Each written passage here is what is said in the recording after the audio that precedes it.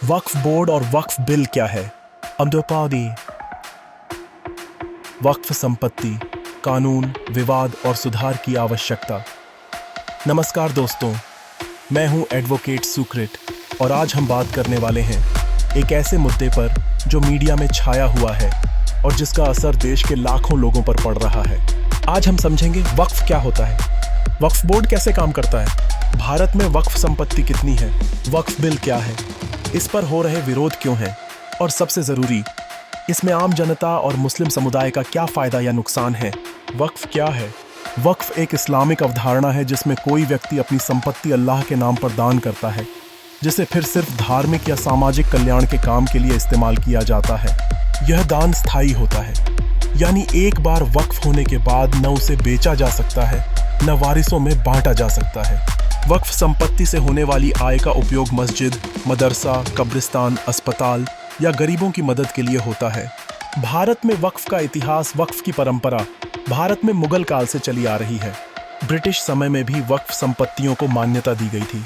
1950 में पहला वक्फ अधिनियम बना, जिसे 1995 में वक्फ अधिनियम 1995 के रूप में अपडेट किया गया। वक्फ बोर्ड क्या है? वक्फ बोर्ड एक राज्य स्तर का सरकारी निकाय है जो वक्फ संपत्तियों का प्रबंधन करता है। हर राज्य में एक वक्फ बोर्ड होता है। इसके अलावा एक केंद्रीय वक्फ परिषद भी होती है जो केंद्र सरकार के अंतर्गत काम करती है। वक्फ बोर्ड के मुख्य कार्य हैं वक्फ संपत्तियों का रिकॉर्ड रखना, किराए, लीज, मरम्मत का प्रबंधन, अवैध कब्जे से बचाव, मुतावल्ली की नियुक्ति और निगरानी। भारत में वक्फ संपत्ति कितनी है? एक सरकारी रिपोर्ट के मुताबिक भारत में 5 लाख से अधिक वक्फ संपत्तियां हैं, जिनकी कुल कीमत 6 लाख करोड़ से अधिक है। सबसे अधिक वक्फ संपत्तियां उत्तर प्रदेश, पश्चिम बंगाल, महाराष्ट्र और कर्नाटक में हैं, लेकिन इनमें से 70% से ज्यादा संपत्तियों पर अवैध कब्जा या विवाद है। वक्फ से जुड़े विवाद कई जगहों पर लोगों को पता ही नहीं होता कि उनकी संपत्ति वक्फ घोषित हो गई है। जब तक वे रजिस्ट्री या म्यूटेशन करवाते हैं, तब तक वक्फ बोर्ड उस पर दावा कर देता है।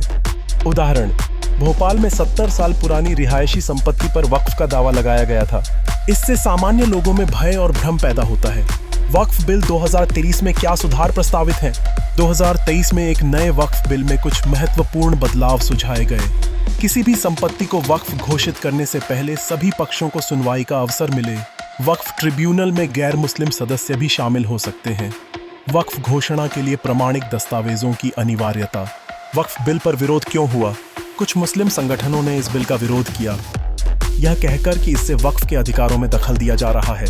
लेकिन कई मुस्लिम विद्वानों और सामाजिक नेताओं का कहना है कि अगर वक्फ प्रणाली पारदर्शी और जवाबदेह हो तो मुस्लिम समाज को ही ज्यादा फायदा मिलेगा, क्योंकि वक्फ संपत्ति उन्हीं के शिक्षा, रोजगार और गरीबी उन्मूलन में काम आएगी। मुस्लिम समुदाय को वक्फ सुधार से क्या फायदा? अवैध कब्जे से वक्फ संपत्तियों को बचाया जा सकेगा। मदरसा, अस्पताल और गरीबों के कल्याण के लिए फंड का सही उपयोग होगा। रिकॉर्ड डिजिटलीकरण से भ्रष्टाचार में कमी आएगी। संपत्ति के सही मालिक और अवैध दावा में फर्क समझ में आएगा। न्याय और सुधार की आवश्यकता है एक संतुलित दृष्टिकोण की।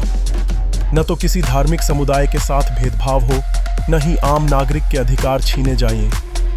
हर वक्फ संपत्ति की घोषणा पारदर्शिता के साथ हो, न्यायालय के रास्ते खुले रहें। निष्कर्ष और अपील।